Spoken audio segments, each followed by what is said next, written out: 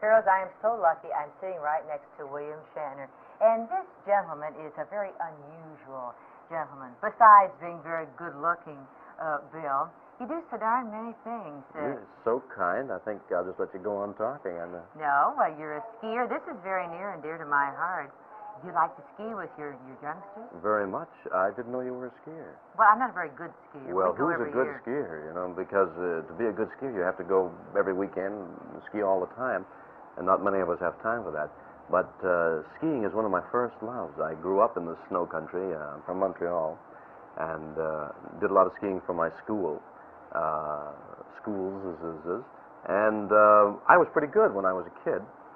The thing is, to any of the people who are skiers among your audience, I learned in what they called counter rotation. You rotated from the hip and you went right in, and now they do exactly the opposite. You lean away from the hill, whereas we used to lean into the hill. Did you use poles at all? Oh, well, yeah, that was still my era, but barrel stays. You're dating yourself. Well, I mean, I learned completely in the opposite fashion, which was popular then, as they ski now. And I'm what is termed an old-fashioned skier. It really is ridiculous. But my kids are learning the new style, the Vedlin, and using the poles and jumping, and getting into the turns that way. What way. ages are they, Bill?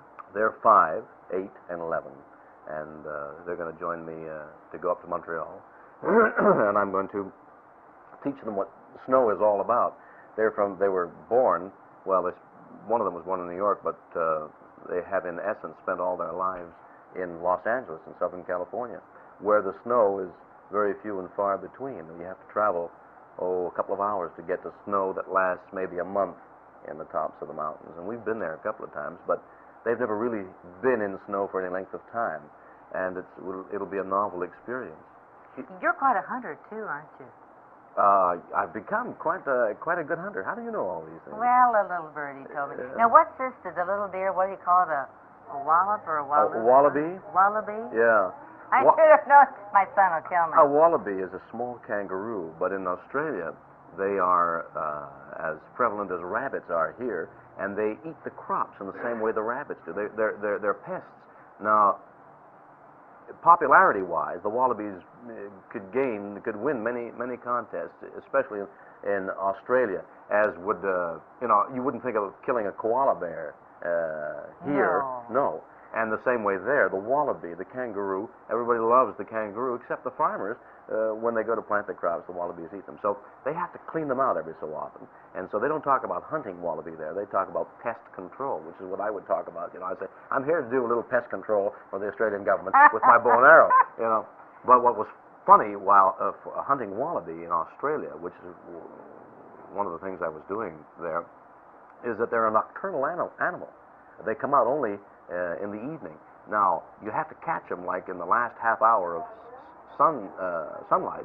Otherwise, it gets black. Well, that's what happened. The sun went down. I never did see a wallaby. I heard a couple going hopping, and that eerie sound. It's not like patter of feet, which you're accustomed to, but it was like a thumping, and they were coming closer and closer. The only thing is, it was black. I couldn't see them. So I never did get them. I never did really see a wallaby in the wild. When you take all of your trips, do you fly? I know you're a pilot. Oh, yeah. Fly. I'm a private pilot. I have a private pilot's license. I fly Cessna airplanes. And it's one of the great thrills of my life. And I flew all around Australia. 2,000 miles I flew. That's vast country, Bill. I've never been there. I'd love to go someday. Great countries, great people in the world, Australia. I was fascinated by it. Of course, everyone knows you from the movies. You've made how many movies, Bill? Oh, I've made a number of movies. I don't even like to think of how many, but I've got one coming out that'll be on television. PBS Friday Night at the Movies is presenting a picture that Vincent Edwards, Richard Basehart, and myself made called Soul Survivor. It's a story of a plane that was lost during the Second World War, was discovered some 17 years later, and the mystery of how it got in the desert with nobody around it, and the fact that one man survived, Dick Basehart, and how did he survive, constitutes the story. And it'll be shown January 9th at 9 o'clock here on in the Cincinnati area. I wanted to ask you also about making movies and television series.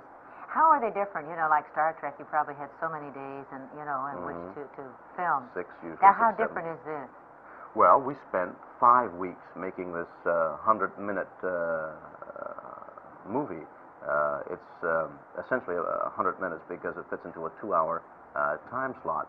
And in fact, they call the company that made it Cinema 100 because it is the production arm. They're making movies for CBS, and this is the first movie that CBS has made for television, which is what they're very proud of. We spent 5 weeks making it. Bill Shatner, was a delight talking to you. I have so many more things. You are a very interesting person and a very, very busy person, but thank you for taking the time out to visit with me. Thank you for talking. And we'll all look forward to seeing Soul Survivors on CBS. Thank you. Bye-bye.